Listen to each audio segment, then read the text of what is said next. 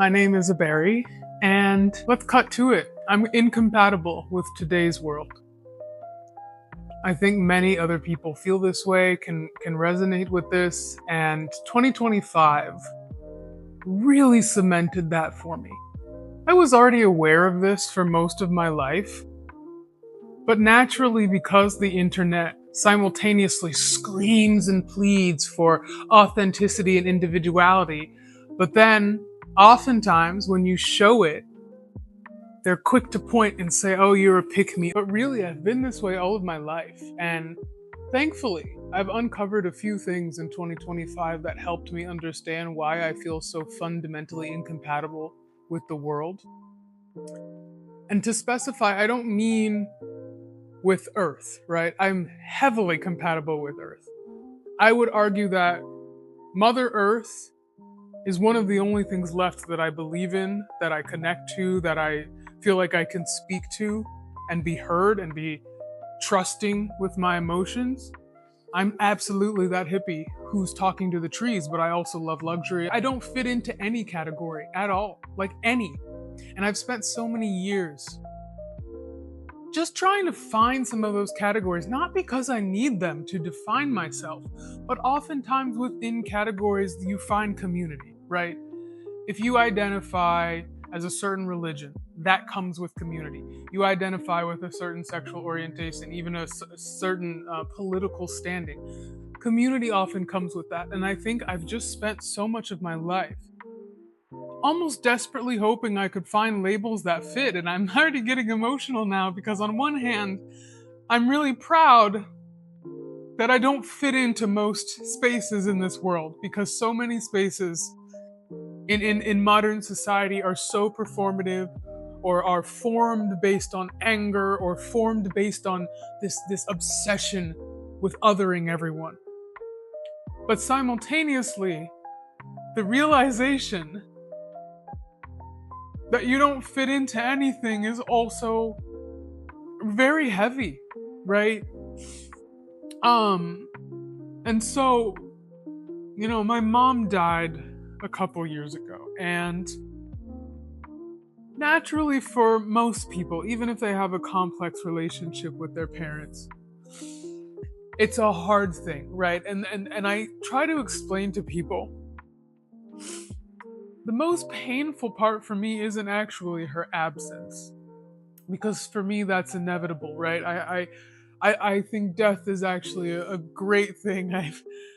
I love the macabre. I love people who will openly talk about death and be honest about it. I'm very attracted to the topic, so I'm not fundamentally angry that she died, right?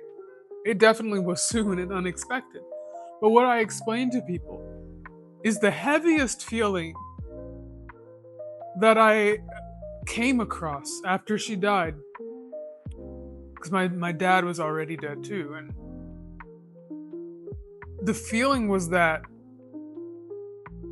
well, now I don't belong to anyone. And I don't mean belong in the sense that you are your parents' property or whatever. I mean, it's just like the two people that created you are no longer here, and there's a certain sense of unmooring, right? It's just, I struggle to be anchored, even though I wasn't close to my dad at all, and my relationship with my mom was good for the most part. But now that she's passed, obviously I've done a lot of work to understand my upbringing and understand what went wrong, what went right.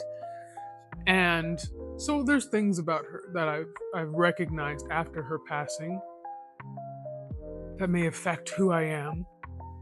But back to this idea about categories, right? It's just a scary thing to feel this unmoored in the world, in society. I want to clarify, and this is something that, some people may just not believe me when I say this, and I don't care. But I really fucking like myself. I'm my favorite person in the world. I don't think that will ever change. So it's not a matter of feeling lost in who I am. It's a matter of, where does this person fit in today's society?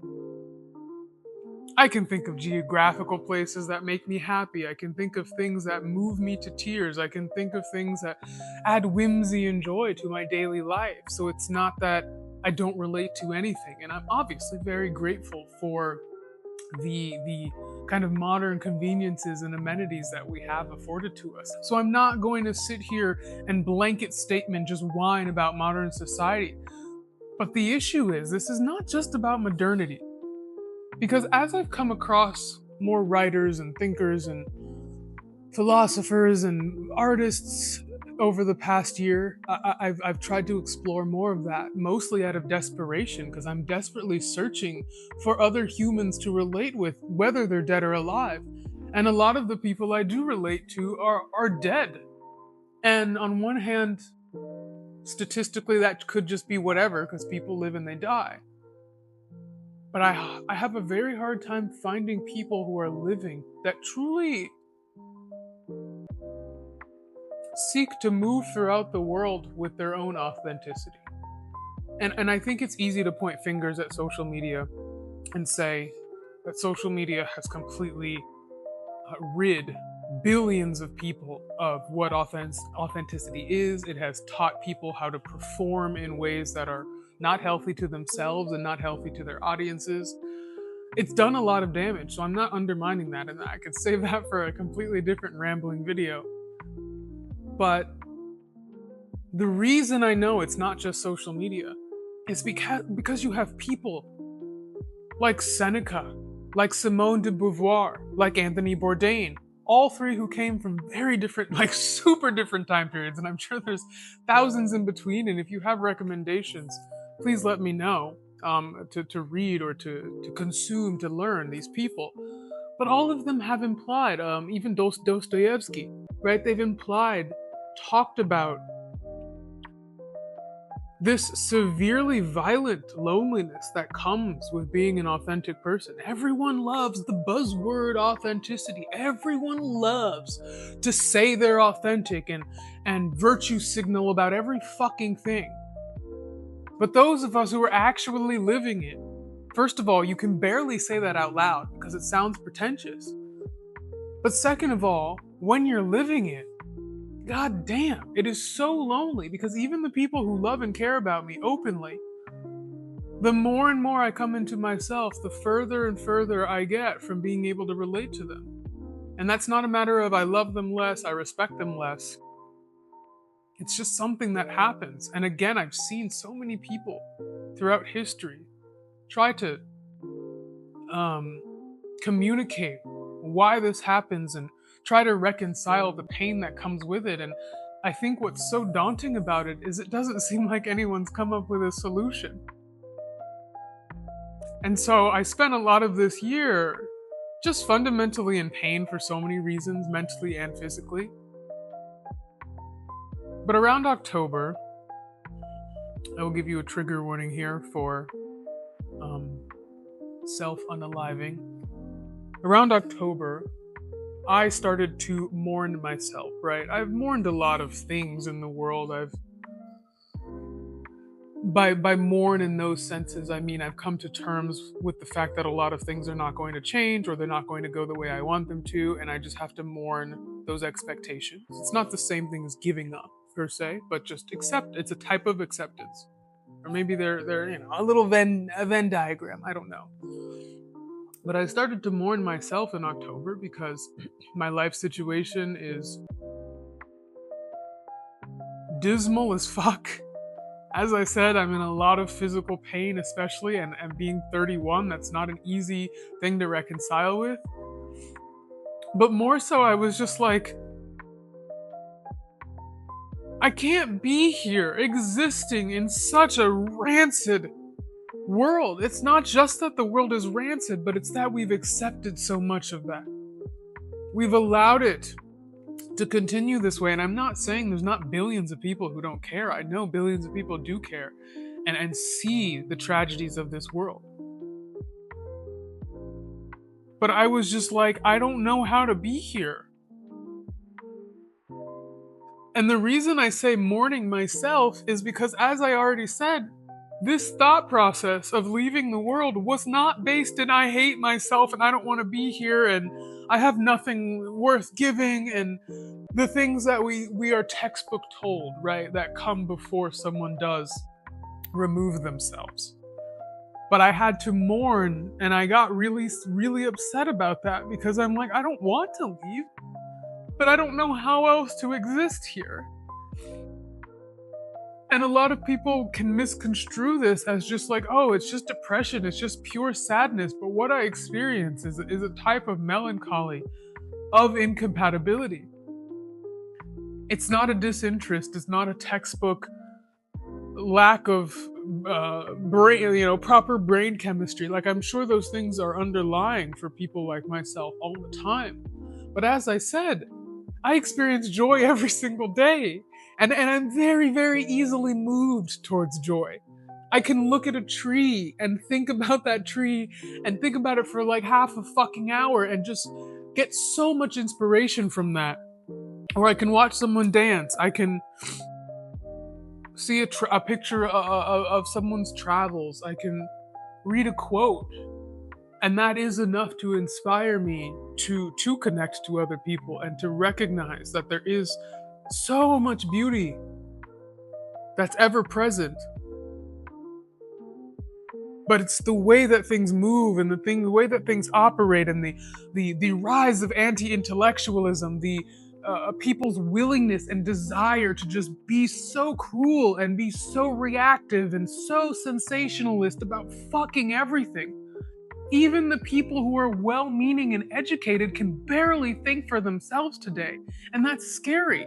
And then on top of that, you have people who are actively saying that intellectualism is bad and we need to get rid of it. And it's just classist, like classism dressed up. Like, it drives me insane. And so, besides, as I hearkening back to my statements about Mother Earth at the very beginning and how much I connect to nature, the only other things I really connect to are music and art and the umbrella of art, I should say, because that includes fashion and fine art and poetry and photography and film, right? All of these things.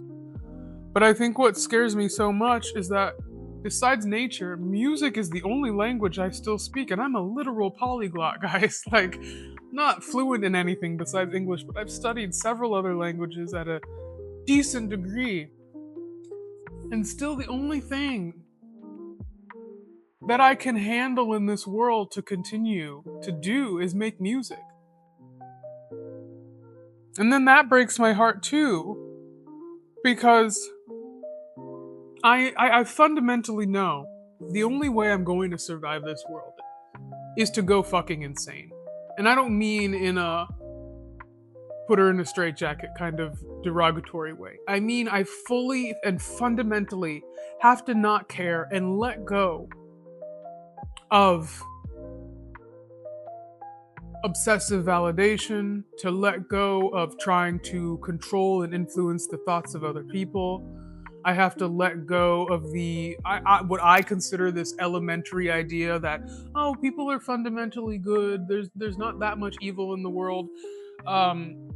People, you can argue that on your own, but I have to let go of all of those things and essentially put myself first. And sometimes that may come in the form of selfishness. Sometimes that may come in the form of just creating for myself, knowing that no one may like it, or just hoping that someone will like it, even if I have no guarantee.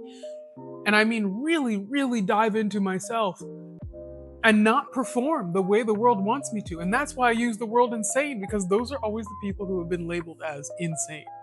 I have no choice but to go insane. And I'm looking forward to it. But I'm almost struggling to get there because I don't want to do it and also be as lonely as I am. And the only other people that I've seen that have truly gone insane in the most, aspirational way, I don't know how to access them and ask them, okay, but were you able to do that, but also find people around you who are also insane enough to love you fully? Because again, most of these insane people are dead, or there's a few of them that are famous but are not morally corrupt, right? There's not very many people that I feel like I have access to to ask these kinds of questions. And either way, they may not even have an answer for me. So, as I move into my 30s, I'm fully dedicating my life to making music. That's why I live in LA, because otherwise I would not want to live here, to be frank. But even that, it frightens me because this industry is just getting more and more. I don't even know the word. I don't want to speak too ill of it because I do want to be a part of it, but it's the fact that it's an industry in the first place is what truly breaks my heart, right? The only way that you can truly perform for a living is to give yourself into this industry. And I don't think that means selling your soul, but you do have to play a game. And if it means I get to go insane and travel the world and sing for people and produce and have enough money to live in my house in Greece and my house in Indonesia and my house in San Francisco and do all of those things, then I'll play the game. But I also don't want to lose myself in that, of course. And music is one of the only things that I think, as a human race, we have left that unites us. Music, to me, is really the last thing that has the capability to connect us all, and even just barely. So it's a hard thing for me. I just want to create because it's the only thing that's going to save me. And then you go online and you see that you're up against fucking an AI artist in the Billboard charts. Meanwhile, for me, music is my lifeblood. And although I'm just barely getting started in sharing my music and creating my music, it's heartbreaking when you see this person that's not even a person is taking your lifeblood and calling it equal. I do have very complex and actually multifaceted opinions about AI. I actually don't hate it as much as you probably want me to.